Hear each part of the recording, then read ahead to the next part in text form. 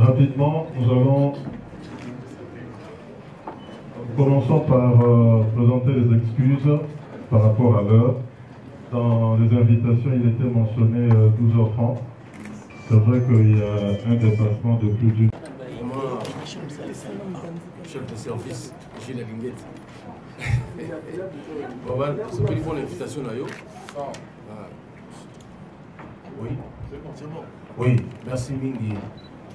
De Ronabiso, Gilles Linguette, pour l'invitation là. Vraiment, tout très content. Quelque part, on puisse mettre sur valeur. Pour le but, phrase, moi, tu as dit créer une société.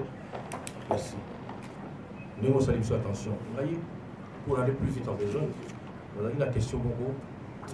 Pour lancer quelques phrases touchées. En place, monsieur lobby, Magou Yuana, tout diminuer en Okaka.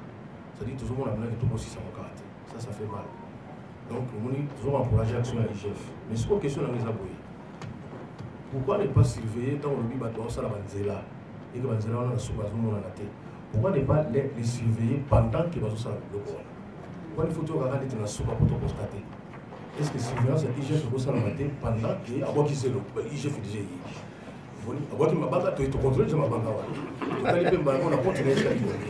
pourquoi pas vous en avez un concierge. Merci beaucoup.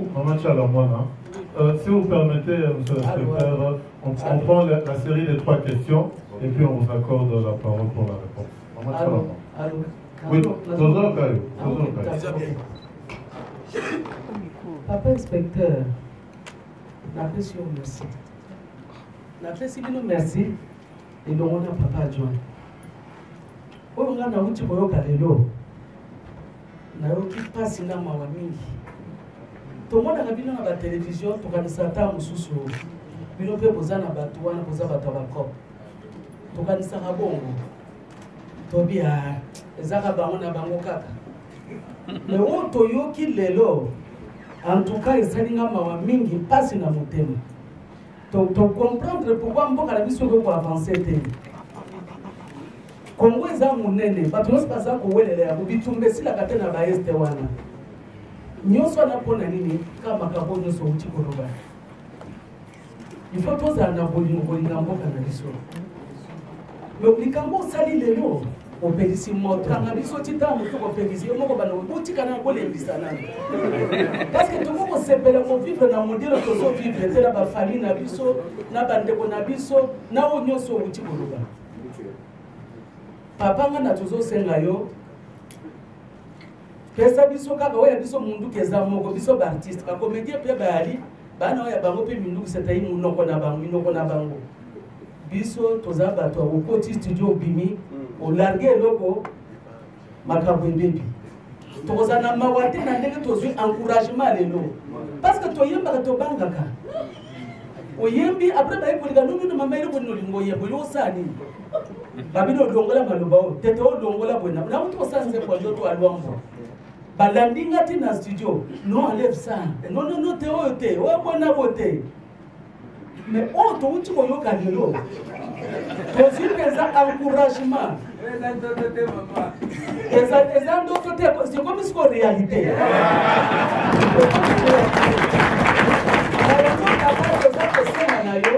on la paix soutien na biso pe to soutenir yo o soutenir pe biso parce que tant to ko yemba ko beba bisika ba beno ba ko beta biso na simo ko yeba ça c'est vrai ka ko landela ka biso oyembi bopwane oyembi parce que biso to ko citer tina ba Congo baba ndo ko attaquer na ba biso na yango papa yeba ka ke na bamboka nyonso kala wona soki bobenga ka biso tant mo so pe to ça déjà makambo si ekei parce que nous on aime bien gêner les gens. Toko di mateka yoza ko lianga na zodi ate. Bamboka misuko tala ba alfa blondi ba défendre bamboka na bango ba si jeune ngate. Bamboka ebele.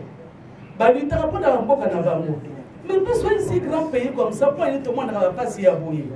Ndemo pesi biso courage, pesi biso nzela, on bito sala to intervenir, on va le faire. Mais on soutenir le biso. Parce que tu repelles sa moto. Tu condimate, tu sepelate, na o nyonso uti ko vraiment en tout cas tu ko sala yango même gratuitement, tu ko sala yango. Merci beaucoup. Merci beaucoup, On peut faire déjà classement Toba qui Sénado. Oui, merci.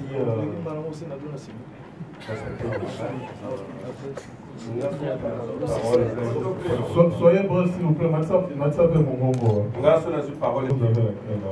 Merci beaucoup. Ici, nous sommes tous.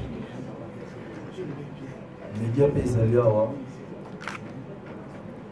makambo oyo bato mingi bayokaka te bakomprena rien l'autre comprendre makambo oyo elekaka na mboka. Inspecteur so tozali awa toza baartiste toza prêt à vous servir tobanda déjà vous servir depuis longtemps tosala mingi oyo faut tosala mais suka nango ezaka toujours problème lelo biso baartiste ça fait 12 ans où nous avons un problème, ma casse. Puis ce pas artiste missionné, même un serviteur de Dieu, Bazalia et Lévaï. Biso, en tout cas, à part métier, tout ça là-bas, tu as le tout ça là-bas. Tu ne sais pas pays mingi. Tu vous comprendre que Magamio se base dans les arabes politiciens. C'est le de tomber à victime. Mais dans ce cas-là, récompense les arabes, assistance les arabes. Mais la minute où tu as pris à vous servir, tu as ça là, tu as allé avoir, tu as chose d'artiste, mais tu es pas, tu as une taille de grandeur, tu as une guerre. Donc il y a une gauche à droite, tu as marché, tu as monté, tu as la terre, tu as sauté le bac. Mais, tu as allé là. Mais tu as la paix, protéger, soutenir et pas vivre.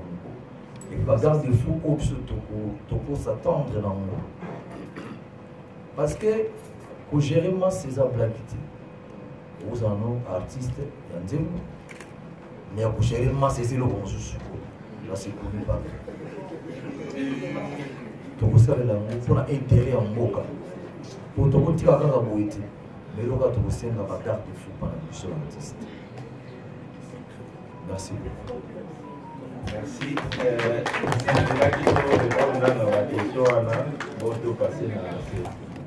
Nalingaki inspecteur otalaka ngai mpe po liso na ngai eza il y a sérieux, il y a lutte contre la corruption. Biso bandulisi toyemelaka bafako wana bafako oyo ozobake to atake wana bango nde mpenza bafandisa masolo kuta bandulisi.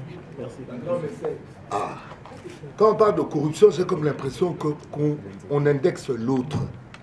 Mais quelle est la corruption qu'il y a en soi-même? Et quelle est la façon de combattre la corruption aux Katina Montoyer?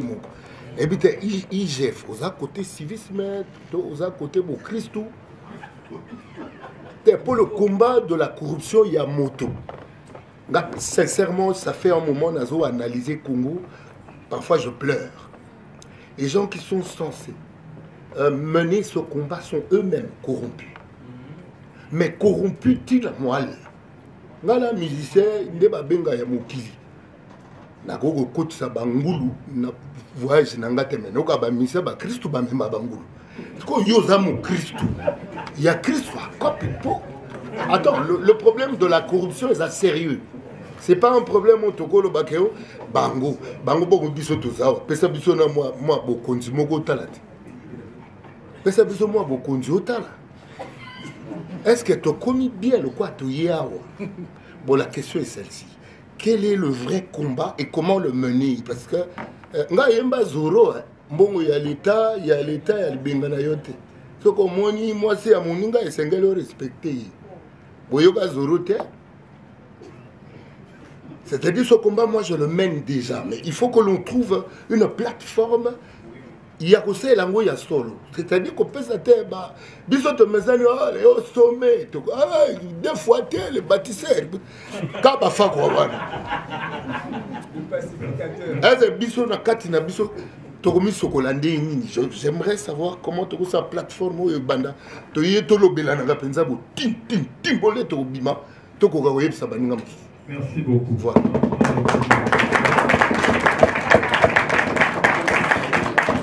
S'il vous plaît, vraiment mon côté, dans ce fait. Donc, Pamoli Zambé, du côté gospel.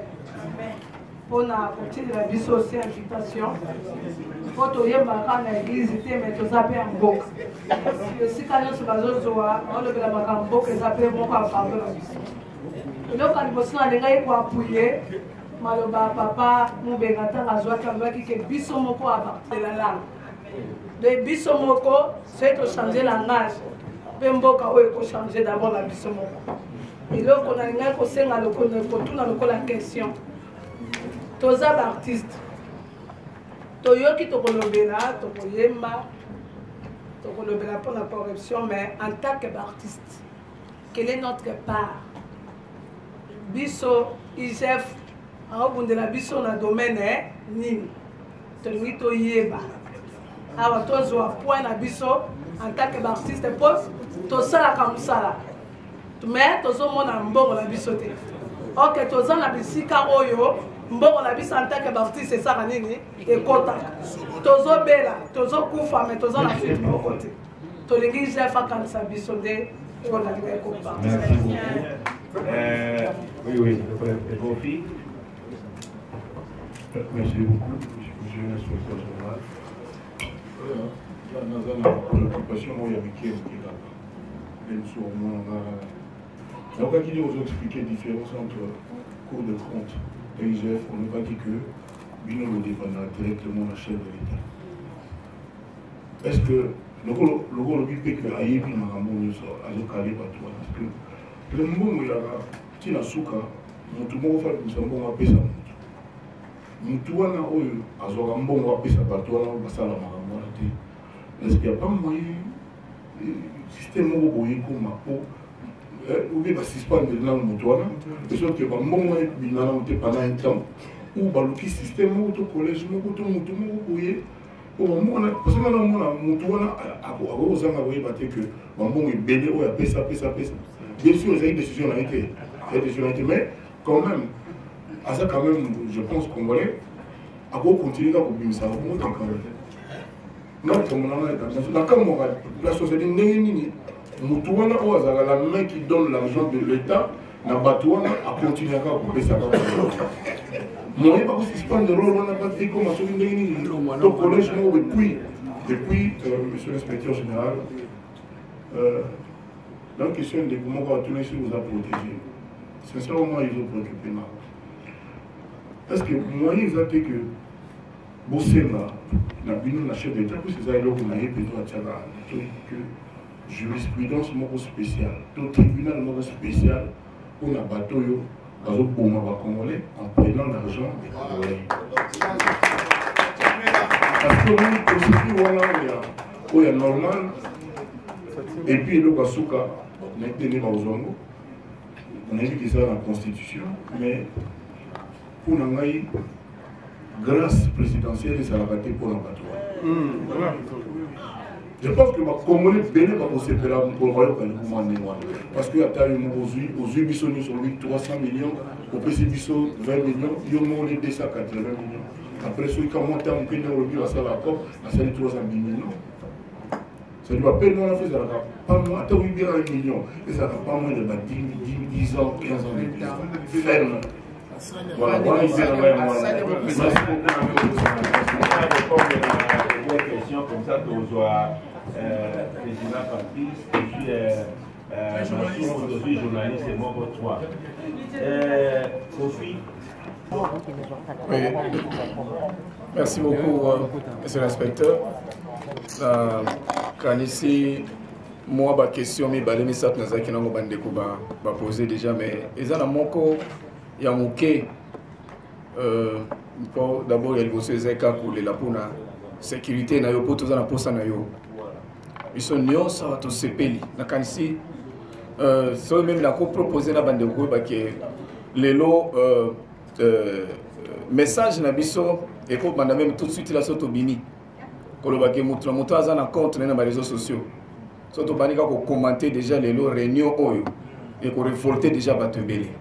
Message à liboso je crois wana mais toi na posa na bino parce que je crois que Nabiso va quand même espérer que Bazui vraiment Ndeko solo un sauveur il y a génération future pour Namboka Nabiso. Au Tito Tamboula même boyo komona que bato mosusu kozosouffrir eza nango bademo te mais pas sine bakoloba bademo te alors lelo kozwa bino boye ezali bénédiction mpona mboka ya suka na koloba boye ke soki okoki korassure biso inspecteur ke okodecevoir biso te ekozala bien biso nyonso toyoka po tolingi yo mwaye te kala wana ozalaki wapi makasi.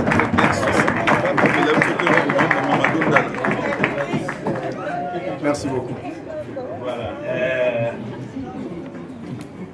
Mes chers sœurs et frères, nous allons répondre à l'affaire Patrice.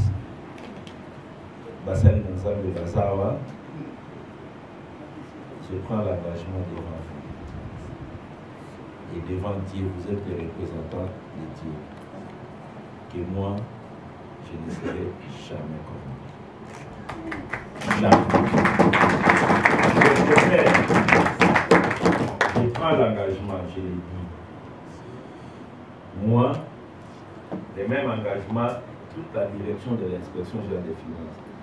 Toyebi Banché. La stratégie des gens qui sont concernés par les détournements, c'est vraiment de nous prendre dans les pièges et de nous mettre en prison. Ça, nous le savons tous les jours. Nous le savons tous les jours. Donc, nous marchons vraiment avec toute la prudence possible. Toute la prudence possible. Sur ce terrain-là, comptez sur nous. Vous avez nos assurances. Comptez sur nous. Nous ne sommes pas venus pour chercher l'argent. Si c'était pour chercher l'argent, beaucoup n'auront pas eu de problème. Beaucoup. Il n'y a personne qui nous a échappé en dépit de leurs moyens. Je vous dis, il faut que nous arrivions à comprendre que les dollars et les billets verts ont de la valeur lorsque c'est le fruit de votre travail. Ou lorsque ça vous appartient. Mais lorsque ce n'est pas pour vous, considérez ça comme des papiers. Vous pouvez passer. Il faut qu'on arrive à ce niveau-là. Il faut qu'on arrive. C'est aussi une libération spirituelle. Et c'est un exercice qu'il faut que chacun de nous puisse arriver à faire. Le combat, il est énorme. Et si vous vous engagez sur ce combat, sur cette voie, il faut tout d'abord vous mettre sur vos gardes. Et nous sommes conscients. Nous sommes conscients. La sécurité, premièrement, c'est le Dieu que vous priez. Amen. Et le chef de l'État est conscient de ce travail. Je pense que si vous entrez à l'inspection générale des finances, vous voyez les dispositifs sécuritaires que nous avons ici. Et c'est énorme. Mais la meilleure sécurité, c'est tout d'abord Dieu. Chaque jour, chaque matin, nous nous couvrons dans le sang de Jésus-Christ. Et nous sortons, nous marchons avec la vérité, nous marchons dans la vérité et dans le respect des lois. Il y a eu beaucoup de complots montés. Mais ça échoue toujours. Face à la vérité, il n'y a rien qui peut résister. Ça va. Madame, quelle est ça?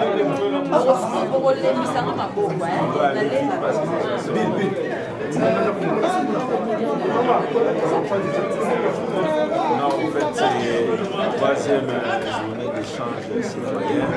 Nous allons voulu échanger avec la crème des pays pour solliciter les recommandations dans la lutte contre la corruption et le des prochaines phases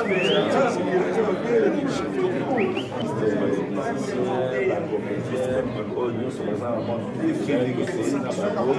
en comprendre la corruption, la détournement de la c'est une accompagner aux avocats et les anticiper la propagande, il y a lutte contre la corruption et le détournement. On va leader